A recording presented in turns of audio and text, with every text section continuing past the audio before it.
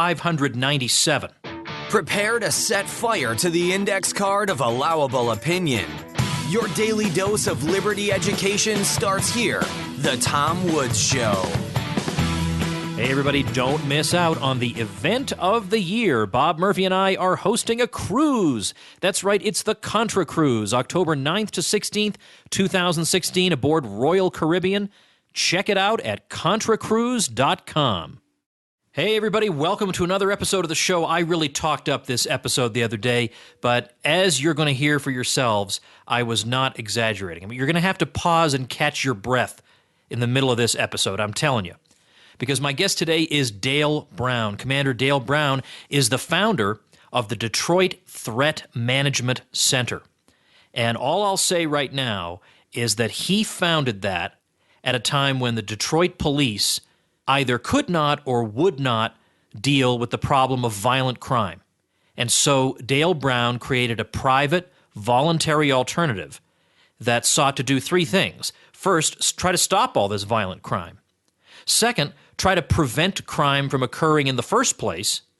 And third, try to avoid violence, try to diffuse situations without violence. It is an incredible story, and I know you're going to enjoy it. Dale Brown, welcome to the show. Thank you, sir. It's great to be here.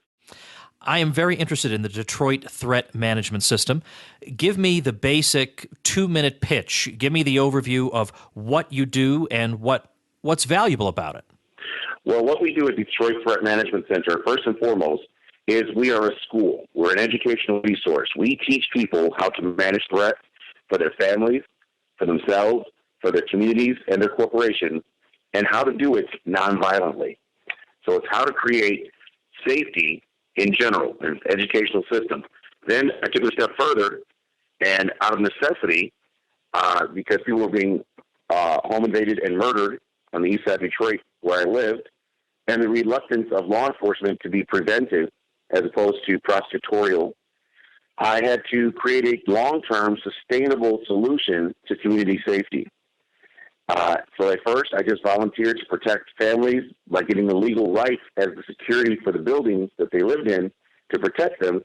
I was able to legally, meaning not be stopped by the legal system, from protecting other American citizens right here in America from violent aggression. And without understanding the law, they would have stopped me willingly and aggressively. That being said, I created a sustainable system. I trained people as bodyguards to create excellence in managing human threats through non-violent approaches. And as a result, it turns out that wealthy people get wealthier when there's less death, carnage, lawsuits, injuries, and incarcerations on their property. This means that they like my peaceful approach because it means more prosperity for them. But my focal point was community family safety, not allowing violent criminals to attack families. So it's a win for everyone, and it's sustainable because it's profitable. So that's the main thing that I want to get across, and that's why I'm glad to be here on your show, is because people need to know that there is prosperity with preventive protection as a model for managing human threat. Now, how long ago was this that you got started? I started in 1994. I started teaching. In 1995, I started the security side of what we do, and out of necessity. So at first, I was teaching in parks here in Detroit, and I'm originally from Ann Arbor, Michigan, home of the University of Michigan, where law enforcement views their position as one to protect the public community from violence, especially the students, which pays their salaries, which was excessively high and has remained so. However, when I came to Detroit, I found out that the law enforcement community was bent on one thing, and that is prosecution. No matter how much I pleaded with them to protect the population, they just weren't interested as a group. African-American as well as Caucasian officers, it was across the board. The preoccupation was in predatory policing with the idea that we need to incarcerate people by any means necessary, setting up police stings, selling drugs, anything we can do to create the conditions for crime, and then hold the people accountable to go to prison for those crimes that were preventable. And that's what I do. I prevent violent criminal activities. My staff is focused on public safety through nonviolence by creating conditions where violence cannot occur, because Predators cannot prey upon the families and the businesses, and it's profitable for everyone and positive. All right, that's what I want to talk about. You can't, of course, arrest people the way the police can. So some people might be skeptical and say, then what can you do? Without the power to arrest, there isn't any contribution you can make, but obviously you are making a contribution. So give me some specifics. Exactly how are you able to provide security without having the police monopoly on force that they have? Excellent point. You see, people are very confused. What does arrest get you? How does arrest help you? How does arrest help your community? Go and look at the data and look and see if arrest helped you in some way. It doesn't help. The only thing that helps you is everything that happens before an arrest, which means before laws are broken. See, we've been programmed as a society to believe that law enforcement has something to do with the structure of societal structure in terms of safety, which is not related at all. An example is there are 2,000 law enforcement officers here in Detroit now. They call it woefully understaffed. There were set to 7,000 officers in the 70s and 60s. Well, there were also riots, and there was also lots more violence perpetrated against civilians. There were a lot of more officers being killed, and as a result, it was all in all worse for property values, more incarceration. So more cops did not add more profitable outcomes, more of a prosperous community, more of a safe community. There was no correlation between adding arrest ability and the enforcement of laws, which is a after-the-fact event. There's no correlation between that and a good quality of life. So the question is, and I'm so glad you asked this, arrest powers have nothing to do with safety. You see, the only way you can arrest someone is if, in fact, a crime has already been committed, a rape, a robbery, or killing. We don't get involved in drugs and other issues that are nonviolent. We focus on just violence. And violence, any citizen can stop a violent act. Any citizen can take someone into custody if they rape someone or rob someone or attempted to kill someone.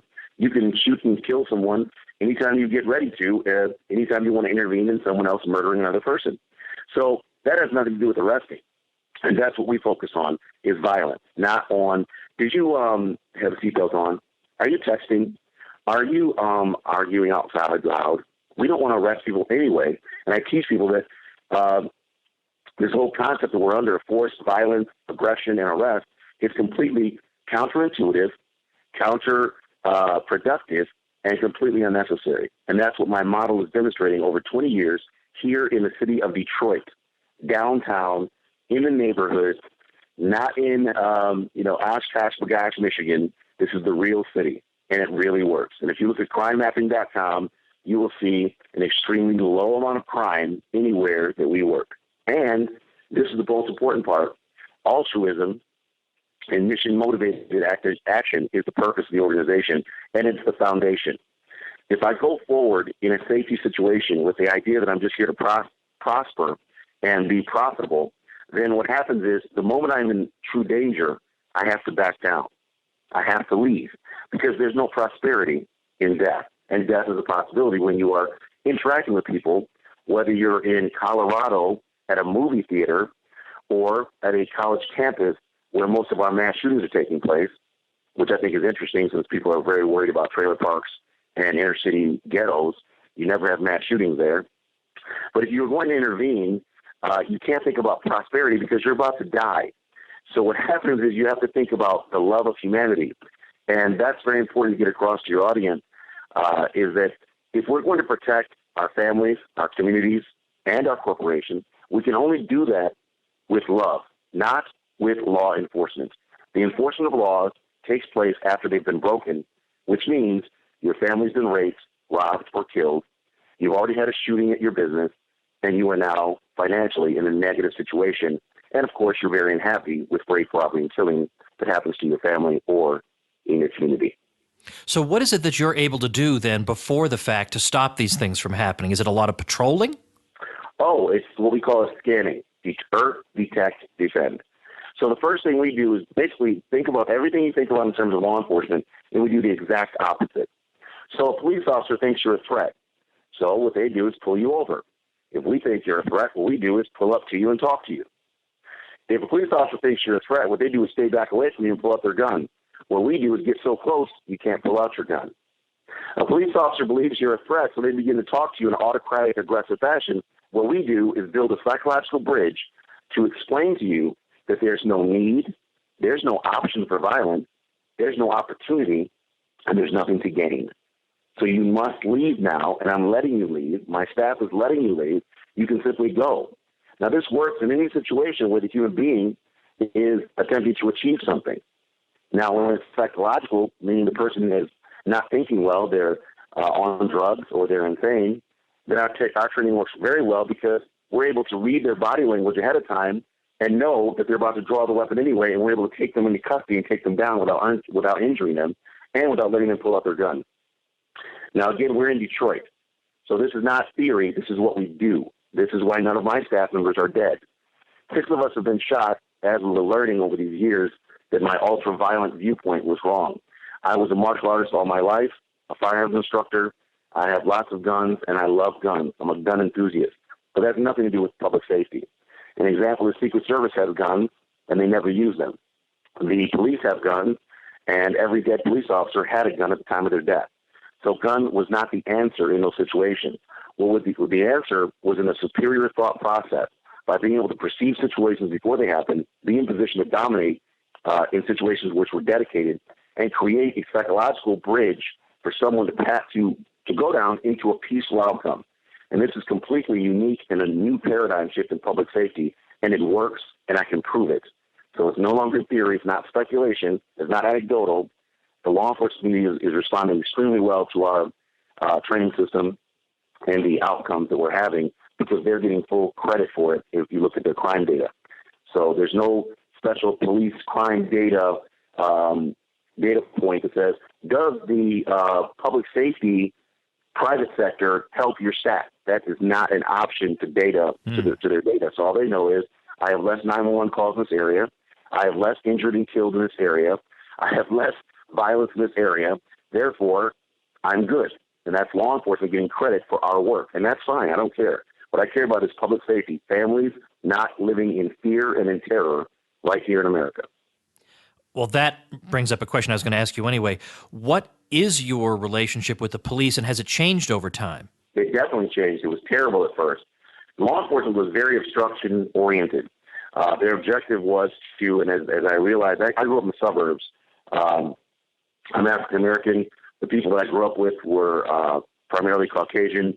And when I came to Detroit and I was surrounded by African-American neighbors, I was really astounded at their viewpoint towards law enforcement.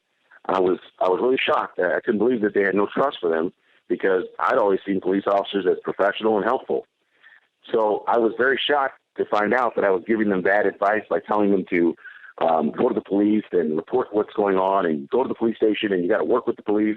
I didn't know that law enforcement at that time was very fixated on one thing, and that was imprisoning every single African-American they could under all conditions, real or false. And I really didn't believe them until I experienced it. I would go into police departments, the police precincts here, and they just could not believe that, that they're being asked to help people. And they were offended and became aggressive towards the victims of crime that I would bring in the police department. They were aggressive towards, they were semi-aggressive towards me, but because of my speech pattern, because of where I grew up, I call it the Brian Gumble. They were intimidated by me. I think they thought I was a Fed. And so law enforcement officers did not believe I was poor. And I was very poor. When I started, I had no money. I was an airborne paratrooper, but I did not have any money. And I got in the military, and I was a private investigator when I got in the military. And I just, they really did not believe that I was actually poor, and I was volunteering to help people, and I was teaching self-defense in the parks, and I was, I had no money. But now, obviously we're extremely wealthy. We have boats and Hummers and all kinds of extremely exotic vehicles and equipment, but that came from one thing and one thing only: sweat equity and prosperity driven by the prevention of violence in a non-violent way. I would not have boats. I would not have expensive equipment and motorcycles, a tactical training facility that is the only, one of the only full-time tactical training facilities open, 7 days a week. And I have that because I created prosperous outcomes over and over again without lawsuits, without injuries, without death, no killing of unarmed people of any descent. And we have been attacked. We have been in the most ultra-violent situations. And I learned through these extreme violent conditions better ways of creating outcomes. And all I can tell you is it was also because I had to. I'm accountable. I have no qualified immunity. That means if I put my hands on someone, it has to be legal. There has to be a way for me to explain this as a civilian. And as a result, we've had no court dates in 20 years, no lawsuits in 20 years. Wow.